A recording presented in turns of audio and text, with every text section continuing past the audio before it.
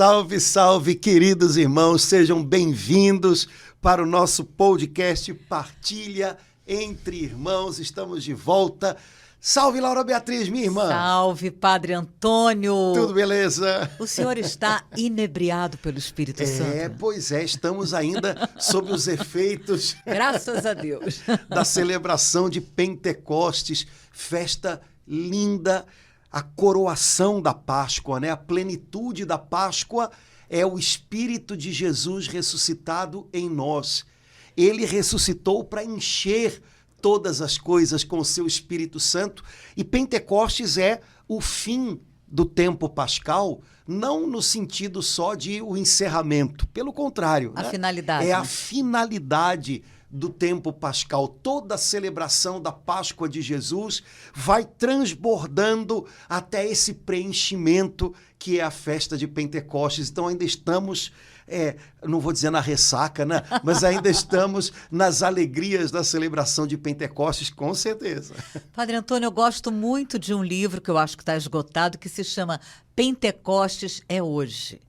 Então, assim, não é uma festa para um domingo, né, Padre Antônio? Não. Pentecostes é hoje, a gente pode dizer isso a cada dia, né? A cada instante a gente pode falar isso, que nem o título desse livro. A celebração da festa é anual, mas os efeitos dessa celebração, né, o que ela produz na nossa alma, o que ela celebra e que a igreja vive constantemente, isso é para o dia a dia, né? A igreja vive de Pentecostes. Né? Santo Tomás de Aquino diz que o Espírito Santo é a alma da igreja, que é o corpo de Cristo. Né? Então o Espírito Santo é a alma da nossa alma, é a alma da nossa mãe igreja, é ele que anima, é ele que põe em movimento o nosso espírito, é ele que põe a igreja em movimento para que ela seja o corpo de Cristo, forte, vigoroso, trabalhador nessa terra. Então nós vivemos de Pentecostes. A igreja é sempre pentecostal, porque ela vive dessa graça da habitação do Espírito Santo. E de outra maneira não teríamos vida. De outra maneira seria só uma aparência de vida, seria só agitação externa. Para que haja vida interior, para que haja eficácia naquilo que a igreja faz, naquilo que a igreja diz, é preciso que o Espírito Santo esteja animando tudo. Portanto, a igreja vive de Pentecostes. Celebrar a festa é uma vez no ano, mas o que ela significa é o que põe a gente em movimento todos os dias, né? Eu percebo, Padre Antônio, que às vezes há uma compreensão não correto, que não corresponde à palavra de Deus quando a gente fala em Pentecostes. Tem pessoas que ficam alegres, felizes, e tem pessoas que já ficam assim, o que será que vem por aí? Negócio de pentecostal. Então, assim, eu sinto que é como se fosse uma coisa, sei lá, Padre Antônio, estranho, até para gente, para ter uma visão deturpada. E no meu coração eu sinto, né, que o Espírito Santo, nossa, ele vive na nossa alma, ele vive na minha alma. Então, eu sei que para mim o desejo dele é que eu converse com ele todos os dias. Não apenas nos dias que eu estou assim, também nos dias que eu estou... Então, eu sinto isso, Padre Antônio, que, assim, é como se as pessoas não tivessem, assim, eu não sei se a palavra é essa, uma intimidade, uma compreensão que o Espírito Santo, pronto, é para todo dia. Olha, mas uma coisa que você disse, e eu entendo o que você falou, mas eu vou tentar dar uma outra entonação para isso, né? Tá. Você disse assim, algumas pessoas quando ouvem falar de Pentecostes já se preocupam imaginando, o que será que vem disso? Não deixa de ser uma coisa boa. Ah, é? Porque o Espírito Santo é Deus e ele é soberano. Quando Jesus, antes da sua ascensão, disse aos apóstolos, olhem, esperem na cidade, não se afastem da cidade, porque vocês receberão em breve a força do alto, vocês serão batizados no Espírito Santo, meu Pai cumprirá a promessa. Eu tenho certeza que os apóstolos ouviram tudo isso e disseram, e o que será que vem por aí? Porque ninguém tinha experimentado aquilo até então, né? A pessoa que já havia experimentado ser coberta pelo Espírito Santo de uma maneira tremenda tinha sido Nossa Senhora. Mas o Pentecostes dela, pessoal, foi oculto, foi misterioso em Nazaré, né? O que o Senhor preparava agora para o início do ministério da igreja era algo que, inclusive, precisava ser público, visível diante das pessoas, de tal maneira que gerasse nas pessoas interesse. Uau, o que está acontecendo? Tem alguma coisa nova vindo? Então, eu acho que quando Jesus disse aos apóstolos, olha, permaneçam na cidade, vocês serão batizados no Espírito Santo, meu Pai cumprirá a promessa, eu acho que eles podem ter perguntado, como você acabou de dizer, e o que será que vem por aí? De fato, ninguém sabia. Seria uma grande surpresa, seria algo inédito. E viver na expectativa de algo inédito da parte de Deus, ao mesmo tempo que pode nos dar essa sensação que ninguém gosta, de que a gente não tem muita clareza e muito controle pelo que vem, deveria nos alegrar por saber que Deus sempre pode algo mais. Conseguir juntar essas coisas nem sempre é fácil, mas é muito saudável. Primeiro, o Espírito Santo me parece que, até no imaginário das pessoas, ele é Deus que às vezes vem remexer um pouquinho as coisas, chacoalhar um pouquinho as coisas, né? Acho que no ambiente da igreja todo mundo tem um pouco essa impressão de que se o Espírito Santo resolve mexer um pouco mais, todo mundo perde um pouquinho o controle. E quem disse que isso não é bom, né? Primeiro, para nos libertar da nossa soberba, que nos faz imaginar que o tempo inteiro a gente vai ter controle, que a gente tem que ter controle e que isso é muito bom. Bom, talvez o Espírito Santo tenha como um dos trabalhos dele justamente esse, né? Nos lembrar, olha, você não tem tanto controle quanto imaginava. Olha, lembra que quem tem que estar no controle não é bem você, né? Então, por um lado, isso é muito legal. Por outro, estar confortável em situações em que Deus faz diferente, em que Deus abre caminhos que a gente não via, em que Deus leva a gente a romper alguns limites que a gente tinha se imposto, isso é muito precioso. Isso é o que a gente chama de deixar-se conduzir pelo Espírito, né? O Espírito Santo não tem nenhum compromisso em me levar por caminhos que eu considero bons e que eu tracei com antecedência. O Espírito Santo tem um compromisso com a palavra, com a promessa do Pai, de me conduzir até o centro da vontade de Deus. Mas isso não significa que ele vá fazer as coisas conforme um planejamento ou um preconceito meu, né? Então, estar um pouquinho à vontade, falando numa língua bem... Esse não é um dom do Espírito Santo, mas acho que tem a ver com ele. Saber ter jogo de cintura para se deixar conduzir pelo Espírito Santo é algo muito positivo. Então, de verdade, Pentecostes tem a ver com essa sensação de Pentecostes lá, o que vem disso, né? E nesse ponto eu acho que é bom, né? Por outro lado, talvez algumas pessoas falem isso imaginando que, bom, Pentecostes tem a ver com alguns lugares comuns que eles conhecem, ou da gente da renovação, ou de irmãos evangélicos pentecostais, e aí, de fato, isso também não me agrada muito, não. Porque o Espírito Santo não tem a ver com fórmulas, ou com... ele não está subordinado ao jeito como nós reagimos a ele. Então, todas as pessoas têm que estar muito livres para que o seu relacionamento com o Espírito Santo não seja a reprodução ou a cópia do relacionamento de outros. Então, se uma pessoa, quando se relaciona com o Espírito Santo de Deus e quando se percebe inundada dele, se ela pula, se ela levanta os braços, ok, mas isso não cria um padrão para mais de ninguém. Portanto, que ninguém se sinta obrigado a nada disso, né? Mas, por outro lado, que ninguém se sinta também coagido ou restringido por nada. São Paulo diz, né, numa das suas cartas, não extingais o Espírito. São Paulo nunca disse, tenham cuidado com o Espírito Santo, hein? Peguem leve com o Espírito Santo. Ele nunca disse, porque ele sabe que a tendência da gente é o contrário. Então ele diz, não extingam o Espírito.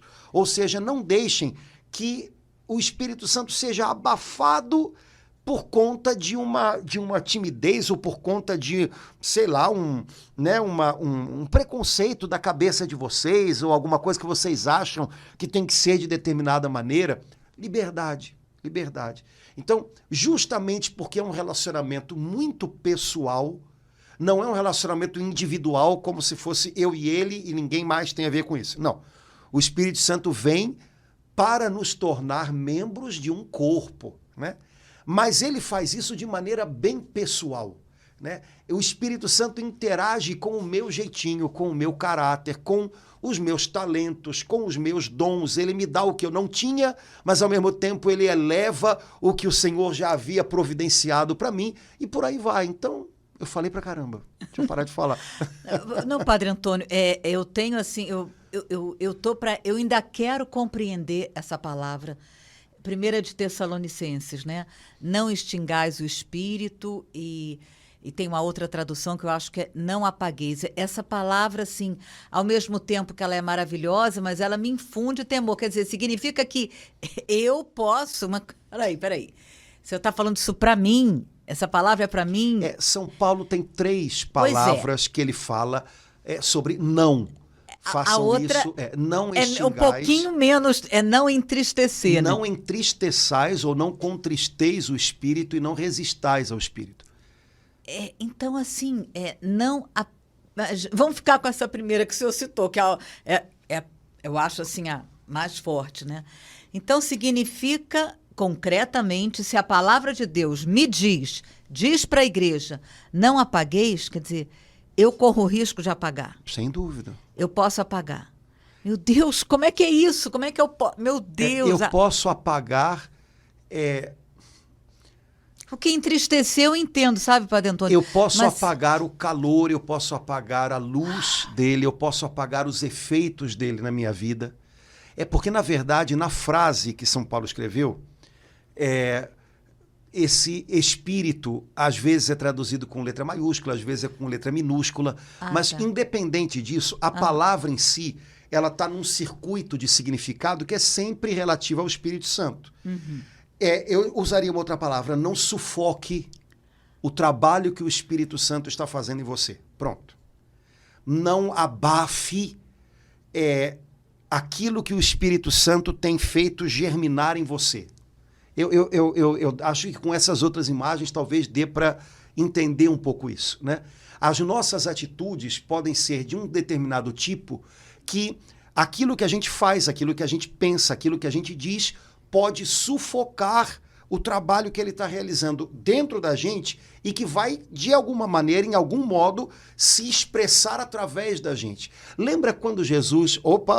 Lembra quando Jesus fala da parábola do semeador, em que ele fala dos tipos de terra em que a palavra, a semente de Deus é plantada. Ele diz, olha, há um tipo de terra em que a semente é plantada, mas aí outras plantas sufocam a semente. E ele diz, as preocupações da vida. Então, existem coisas dentro de nós que podem falar mais alto do que o trabalho de Deus, do que a direção de Deus, e podem sufocar o tanto que Deus está fazendo a partir do interior da gente e que ele deseja expressar através da gente.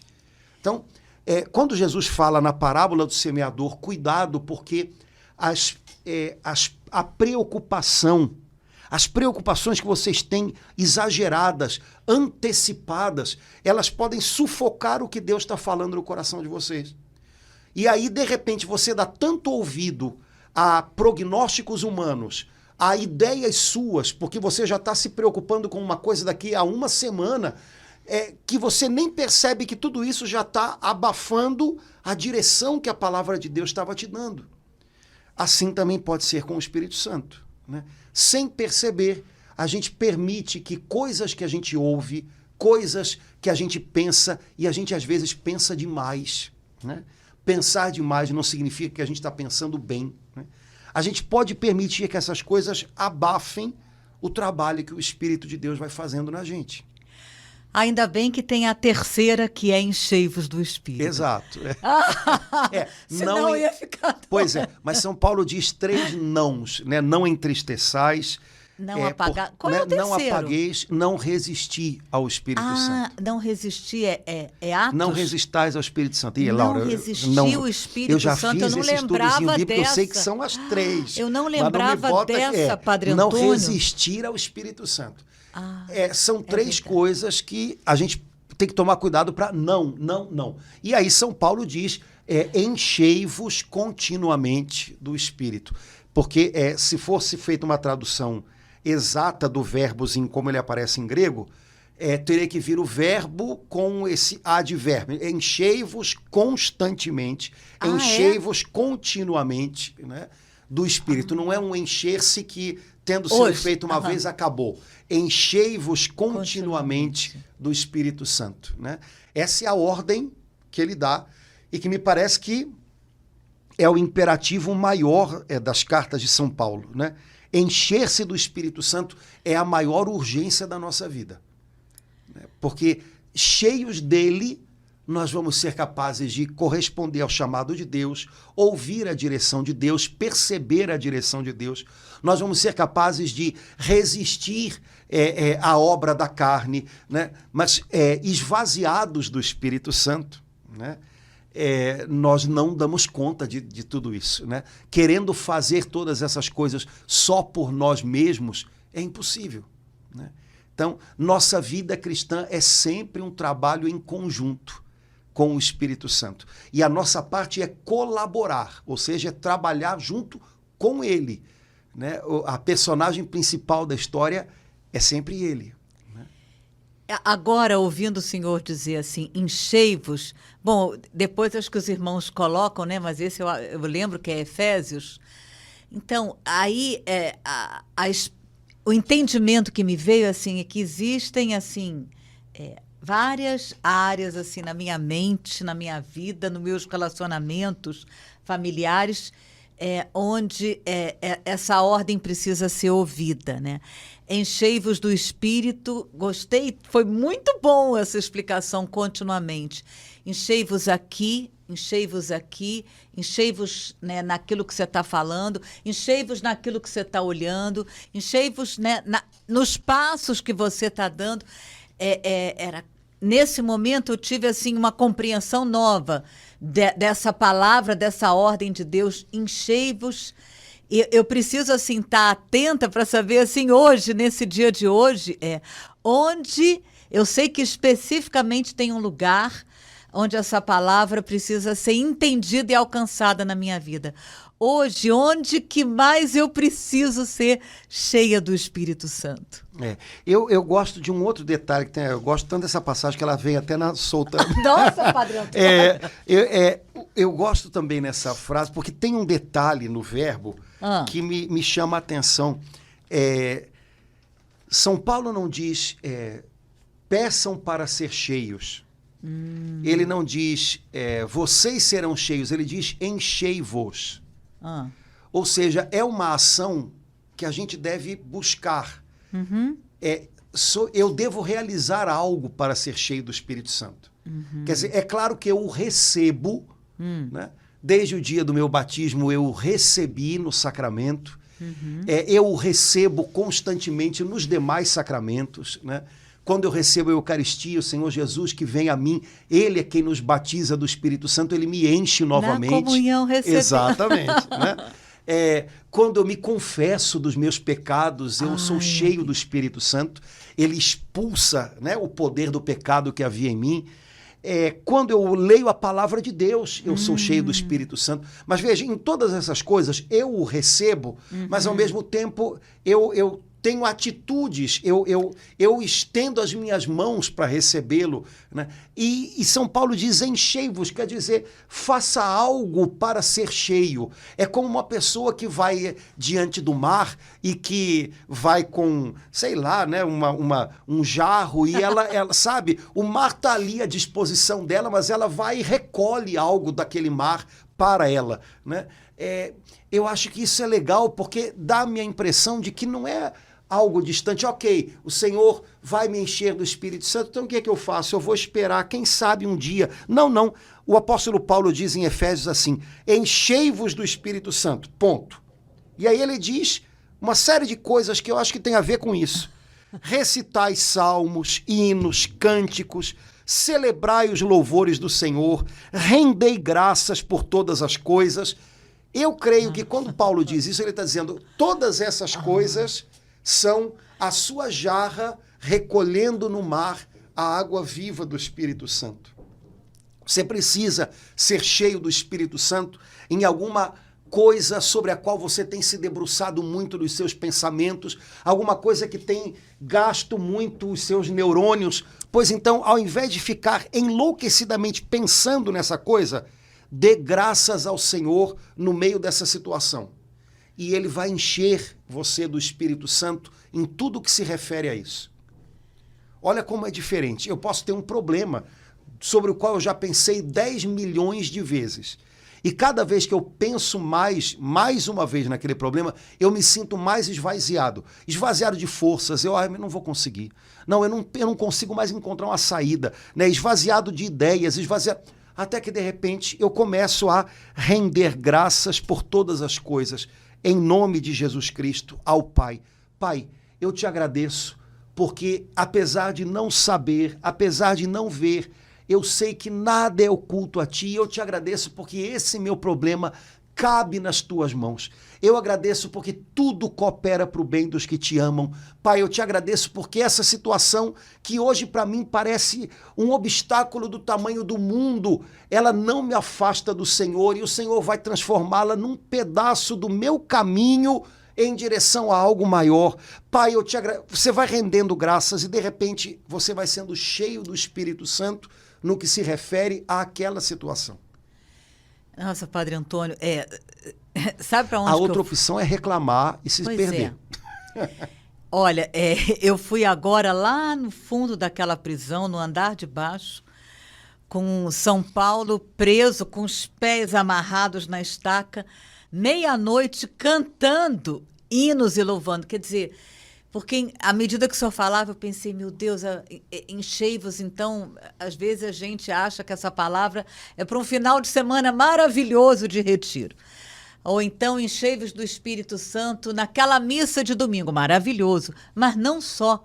Mas se você está vazio na quarta-feira, não dá para esperar até domingo. Né? É para hoje. Mesmo que eu esteja presa, seja do que for, né? Como aquele momento que São Paulo estava preso com as mãos... Paulo e Silas na prisão. Na prisão, com os pés... Naquele tipo de situação... Vou fazer a leitura da prisão de Paulo e Silas. Eles passaram dias evangelizando, ou seja, fazendo uma coisa linda.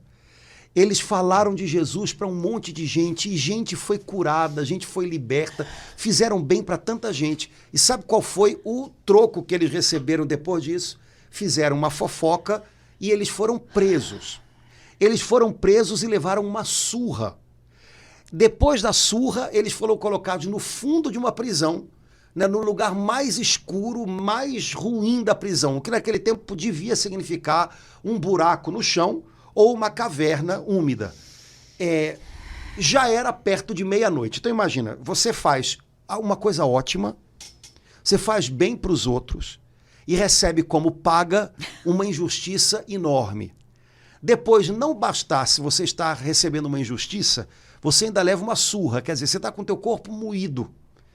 E não bastasse isso, você ainda termina o seu dia, ou melhor, começa uma noite que você gostaria tanto que fosse uma noite de descanso, de sono. Né? Você começa essa noite preso numa caverna, numa gruta ou num buraco úmido. Olha, essa era a situação deles, para quem gosta de contabilizar coisa ruim, né? E aí a Escritura diz, bom, eles escolheram como terminar aquele dia. Eles podiam terminar aquele dia justamente dizendo, olha como é que esse mundo é, hein? A gente se arrebenta de trabalhar. A gente tenta ajudar todo mundo e olha o que a gente ganha. Mas a vida é assim mesmo. Não, esse mundo tá assim, esse mundo não tem mais jeito, não. Olha só, eu quero saber de uma coisa, eu não vejo a hora de sair daqui, eu vou voltar para minha casa. Chega dessa história, viu? Esse mundo ingrato. Eles podiam terminar a noite assim, né? Eles escolheram terminar a noite louvando e cantando hinos a Deus. Bom, quem conhece o livro de Atos, essa passagem é bem conhecida, sabe o resto da história. Mas primeiro, houve uma decisão da parte deles, né? Como é que a gente termina isso, né? Pelo menos esse dia, né? Eles não esperaram até o próximo domingo, porque eles precisavam naquele lugar, né? Naquele instante. Como é que a gente pode se encher do Espírito Santo? Vamos cantar e celebrar os louvores do Senhor. E lá foram eles, né? O resultado foi excelente, pelo visto, né? Mas a gente tem que parar com essa perspectiva de que a gente vai orar quando a gente estiver muito bem para isso. A gente tem uma tendência no nosso meio a imaginar que a oração mais agradável a Deus é a oração espontânea. Então, o que a gente considera espontâneo? Quando eu estou bem, aí eu vou rezar. E eu vou rezar e vou falar aquilo que eu acho que eu tenho que falar. Peraí. A oração que mais agrada a Deus é a oração de quem precisa e recorre a Ele. E isso não tem a ver com o meu estado de ânimo, que normalmente vai estar abalado, né? Isso não tem a ver com as palavras certas, isso tem a ver com o coração certo. Né? Senhor, eu preciso de Ti, me ajuda, me socorre, porque sem o Senhor eu não vou conseguir. Esse é o coração certo. É o coração de quem descobriu que precisa. Só isso. E aí ele enche a gente do Espírito Santo. Ele renova a gente por dentro. Até na prisão, até com as mãos amarradas, os pés amarrados, até a meia-noite. Olha, eu não digo até, eu digo principalmente nessas horas. Principalmente nessas horas. Principalmente. Né? Eu tenho certeza que se cada irmão que está com a gente na partilha pudesse contar a sua história aí de um grande encontro com Deus, eu acho que a maioria de nós contaria que os seus grandes encontros com Deus foram na hora da cruz. Né? Na hora da cruz. Eu acho que eu gosto muito do Cirineu, que ajudou Jesus a carregar a cruz, né? Porque o grande encontro dele com Jesus foi debaixo da cruz, dividindo a cruz com Jesus. Não. E foi um encontro tão grande que a família dele se converteu, né? Depois a gente vê lá em Atos, os filhos dele eram parte da comunidade cristã. Quer dizer, é sinal de que essa família foi mexida por Jesus, né? Mas onde foi o encontro desse homem com Jesus? Debaixo da cruz, subindo o Calvário, dividindo aquele peso com Jesus. Né? O filme A Paixão de Cristo, do Mel Gibson, tem uma cena linda, eu amo, né? Que ele mostra o Cirineu sendo pego para ajudar Jesus a levar a cruz, né? E é claro, ele não queria, ele estava voltando para a casa do trabalho, né? E carregar a cruz de um condenado à morte era uma vergonha. Pessoas crucificadas eram consideradas malditas, né? E aí no filme mostra isso, né? Ele vai debaixo da cruz com Jesus e de repente aos pouquinhos ele vai olhando para Jesus. E aí de repente os olhos deles não se desgrudam mais. E quando Jesus, né, e eles chegam ao Calvário e eles jogam a cruz no chão para pregar Jesus, ele já não quer ir embora. Né? Eles empurram o Cirineu para ir embora. É um pouquinho a história da gente, né, cara? Às vezes a gente se aproxima de Jesus em horas em que o nosso coração está muito se debatendo, se revoltando, mas aí o olhar da gente se junta com o dele e parece que ali ele vai trabalhando o coração da gente até que chega uma hora que a gente não quer ir mais para longe dele. Né? Então, nós somos cheios da misericórdia de Deus, do amor de Deus, do Espírito de Deus, de modo especial naqueles momentos em que humanamente a gente não tem muito a oferecer a Ele, pelo contrário, a gente precisa totalmente dEle. Né? Abençoada a hora em que a gente descobre que a gente precisa absolutamente, né, da presença de Deus para transformar a nossa vida. Sabe aquela hora em que a gente decreta falência? Isso é uma hora muito abençoada. Eu não consigo, eu não aguento mais, eu não tenho jeito para isso, né? Eu não sei mais o que fazer. Humanamente pode bater um desespero, né? Mas do ponto de vista da eternidade, talvez seja o soar da hora da bênção, porque nessa hora eu descubro, meu Deus, cadê você? Quem é você? Me mostra a tua presença, né? Então, Padre Antônio, como a gente estava no início, né, dessa conversa, a hora do Espírito Santo é a cada instante, mas especialmente a hora dele é na hora que a gente mais precisa, na hora em que a gente não sabe de jeito nenhum o que vai fazer, né?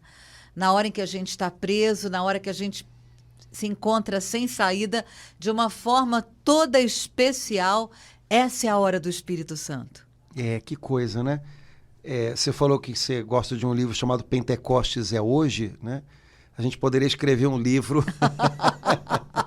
Agora é a hora do Espírito Santo. Amém, agora, Padre Antônio. Agora, né? Amém. Ele renova todas as coisas, ele faz tudo de novo, ele começa tudo de novo. E a vida da gente é feita de recomeços, né?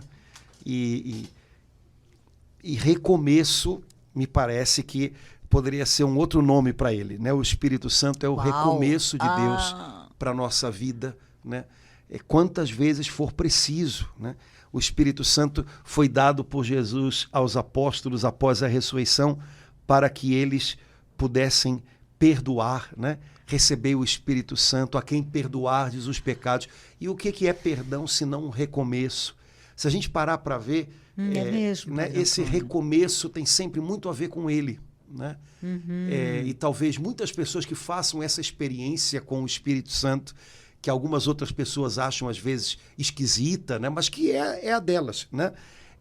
Muitas pessoas tenham tido justamente esse momento, né? Eu não tinha mais nada, eu não sabia mais nada, e de repente ele chegou e eu recomecei. E eu voltei a acreditar, né? E pronto, e é claro que uma pessoa que vive uma experiência dessa, ela tem direito a considerar que essa experiência é algo grandioso, intenso, profundo. E quem é que pode roubar isso dela, pelo amor de Deus, né? Agora o senhor fala, quer dizer, recomeço principalmente quando eu digo acabou. Sim. Então, se acabou e eu estou viva, aí o Espírito Santo me dá essa graça de um recomeço. Ele é a força do alto trabalhando aqui embaixo e aqui dentro, né? E isso é precioso demais, né? Quer dizer, não é uma força humana, né? Ele é a força do alto, né? Quer dizer, existe em Deus uma fortaleza para a gente que nos surpreende, porque a gente a experimenta justamente naquela hora em que humanamente a gente descobre, que percebe nitidamente que não era para ter mais forças, né?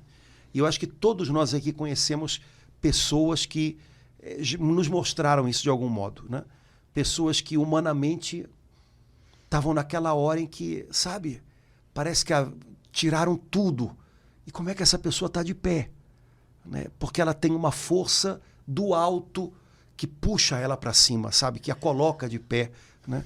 Eu já presenciei algumas situações em que humanamente você se pergunta de onde vem, né?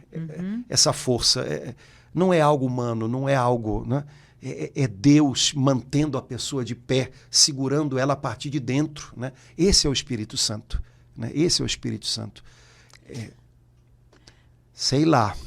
Padre Antônio, agora com isso que o senhor me disse, veio assim ao meu coração a palavra que nesse momento, depois dessa novena de Pentecostes, depois dessa semana com cada noite com um pastor e um padre, depois dessa celebração do domingo de Pentecostes, né?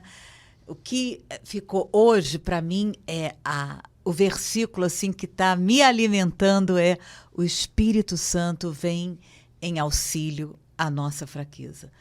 Isso está vindo assim a cada dia. O Espírito Santo vem em socorro à minha fraqueza, seja do tamanho que for,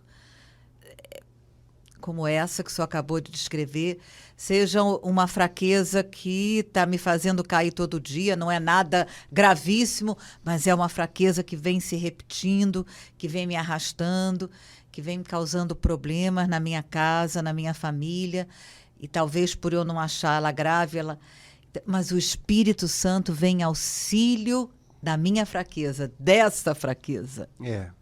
Normalmente a gente tem medo das fraquezas da gente, né? Porque de dar nomes? Também, as nossas fraquezas, elas falam muito da gente, né? E daqueles pontos em que a gente é vulnerável, né? A palavra vulnerável, ela vem de ferida, né? A possibilidade, a capacidade de ser ferido, né? As nossas fraquezas, elas nos dão muito medo, né? O que as pessoas vão pensar, né? Enfim, mas como você disse, o Espírito Santo vem para falar com a gente justamente sobre as nossas fraquezas, né? E ele não vem transformar as nossas fraquezas num motivo para nos envergonhar, num motivo para nos fazermos nos sentir pequenos, né? O Espírito Santo vem para nos mostrar, olha, não tenha medo, porque justamente aí onde você é frágil, aí onde você não consegue dar muitos passos, aí eu vou te ajudar, aí eu vou ser o teu apoio, aí eu vou te surpreender, aí eu vou te ajudar a ir um pouco mais além, né?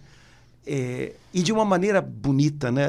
Porque a gente tem medo das nossas fraquezas, a gente maqueia elas um pouquinho, às vezes a gente transforma as nossas fraquezas em agressividade, né? Mas o Espírito Santo, ele trabalha as nossas fraquezas do jeito mais bonito, né?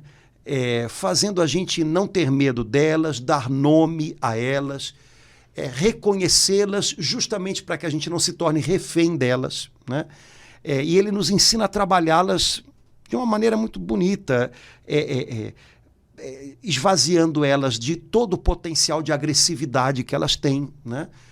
De autodefesa que a gente coloca nelas. Então, não estranhar quando você começa um caminho a sério com Deus e começa a ficar incomodado com as suas próprias fraquezas. Meu Deus, eu estou vendo tanto, elas estão aqui tanto na minha cara. Meu Deus, porque não é defeito do seu caminho com Deus, é um pedaço importante dele, né? Nesse momento, talvez o Espírito Santo queira bater um papo com você sobre essas fraquezas. Sobre essa, né? Fraqueza. E primeiro dizendo, olha, não se espante com elas, não tenha medo delas, elas não me pegam de surpresa, né? Não me assustam. Não, né? Eu acho que a gente já falou aqui, né? Uma irmã lá da igreja diz, Deus não se desilude com a gente porque ele nunca se iludiu, né? Então, o Espírito Santo não fica desiludido com a gente quando ele reconhece as nossas fraquezas, nenhuma novidade, né? Mas quando ele quer conversar com a gente sobre elas é para, bom, ok, então vamos trabalhá-las, vamos dar passos nelas, né? E ele vai fazendo um trabalho bonito demais, né? Padre Antônio, essa palavra, né, Romanos 8, 26, ela tem me ensinado também de uma forma, nesse ano de 2022, a algo que eu nunca tinha feito até então. O Espírito Santo vem em auxílio à minha fraqueza, na palavra tá, as nossas, né? Mas vem em auxílio àquela fraqueza daquela pessoa que está me incomodando. Então, eu tenho experimentado na hora que eu me deparo com aquela fraqueza daquela pessoa que está... nesse instante, clamar, Espírito Santo, assim como o Senhor vem em auxílio à minha fraqueza, vem em auxílio à fraqueza, claro, em oração, de forma alguma, sem abrir a boca para a pessoa. Então, o Espírito Santo tem me levado a fazer isso, me dando assim uma nova compreensão. Você está entendendo? Sim, eu venho em auxílio à sua fraqueza, mas vem em auxílio à fraqueza dele também, eu venho em auxílio à fraqueza dele também, eu venho em auxílio à fraqueza dele também. Não fica aí na fraqueza dele não, minha filha. E talvez uma parte do trabalho do Espírito Santo seja essa, né? Na medida em que a gente percebe a nossa fraqueza e o quanto ela nos faz sofrer às vezes, e o quanto ela gera lutas e às vezes o quanto ela gera dores, na medida em que a gente começa a reconhecer um pouco mais a nossa fraqueza, a gente também começa a ter um pouco mais de compaixão com a fraqueza do outro, né? E talvez a gente comece a perceber, poxa vida, aquilo que eu achava um defeito no outro, aquilo que eu achava no outro um troço, de repente eu percebo que é uma fraqueza. É uma fraqueza transformada em vício, é uma fraqueza transformada em agressividade, é uma fraqueza transformada em mania, sei lá. Mas, no fundo, uma fraqueza. Um pontinho lá dessa pessoa onde ela é especialmente frágil, está vindo à tona. Mas, às vezes, ela, que é tão parecida comigo, né, cobre, esconde, tem medo de ser machucada ali, e aí cria uma casca de agressividade ou de, enfim, né, transforma a sua fraqueza numa revanche, né? E quando a gente reza dessa maneira, Senhor, vem em socorro da fraqueza do meu irmão, primeira coisa, a gente quebra aquela impressão que a gente se faz, né, de que o outro não tem fraquezas. Ele sempre sabe exatamente o que está fazendo, ele é ruim mesmo, né? Não. Jesus, quando orou, né, no Calvário, não orou dizendo, Pai, perdoa-os, eles não sabem o que fazem. Jesus não estava dando uma desculpinha. Jesus tinha absoluta consciência de que aqueles homens eram ignorantes do que fazem. Eles não sabiam sequer o que estava em jogo dentro deles naquele momento, né? Então, me parece que a gente, quando reconhece as nossas fraquezas e o Espírito Santo nos ajuda a fazer isso, ele não usa nossas fraquezas para nos desanimar. Ele usa nossas fraquezas como matéria-prima para que a gente aprenda a contar mais com ele. Ele também nos ajuda a ter mais compaixão com as fraquezas do outro. De repente, coisas que no outro me pareciam muita força, né? Ele está vindo, de repente eu vejo, está se defendendo, sabe? Tá defendendo o território dele, sabe? Não preciso ter medo, não preciso me sentir ameaçado, não preciso. É só uma pessoa como eu lidando com as suas fraquezas, lidando com os seus rolos. Vem em auxílio dessa fraqueza, Senhor. Pronto. Sem julgar muito, sem dar uma de psicólogo alheio, né? Sem ser, não, mas eu sei como é que funciona aqui, de repente vai ver que não é tão diferente lá. Porque no fundo, as pessoas, justamente naquilo que elas mais irritam a gente, é porque talvez elas estejam agindo de um jeito que denuncia demais o nosso próprio modo de agir, sabe? Quando as pessoas são muito espelho pra gente, a gente se irrita muito. Então, não, o que tem lá tem aqui também, eu conheço bem isso, né?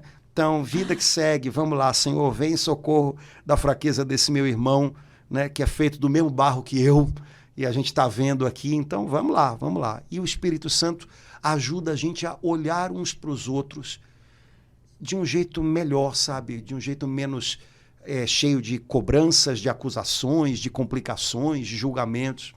É isso. Isso, então, numa casa, numa família, é tão bom, né, Padre Antônio? Pois é, a gente se dá a chance de parar um pouquinho para, em oração, perceber isso, porque não é uma ideia, né? Quando São Paulo fala que o Espírito vem em auxílio da nossa fraqueza, logo depois ele fala sobre oração. Né? Então, é algo que a gente experimenta, que a gente aprende estando em sintonia com ele, se relacionando com ele, né? Ele vai emprestando para a gente o entendimento dele, como a gente reza tanto, né? Fazei que apreciemos todas as coisas segundo o Espírito. Não é assim que a gente reza naquela oração que todo mundo conhece do Espírito Santo, né? Então, Senhor, que eu enxergue, que eu aprecie, que eu valorize, que eu pondere cada coisa segundo o Espírito Santo, do jeito que ele pondera, do jeito que ele vê, né? Se a gente aprender a fazer essa oração, de repente algumas coisas que para a gente estavam grandes demais começam a ter um contorno tamanho. Um pouquinho menor, né? Então, certo. Laura, estamos conversando há muito tempo. Acho que está na hora de parar, senão o pessoal vai tomar café e deixa a gente aqui. Mas bom. Vamos lá. Irmãos, um prazer, uma alegria muito grande poder estar juntos, partilhando um pouquinho a palavra de Deus. Oramos pedindo ao Pai do Céu que essa partilha possa iluminar o nosso coração, acalentar o nosso coração com a certeza de que com o Espírito Santo de Deus, hoje é hora de recomeço, hoje é dia de Pentecostes. Então, vamos em frente. Até logo, gente. Tchau, tchau.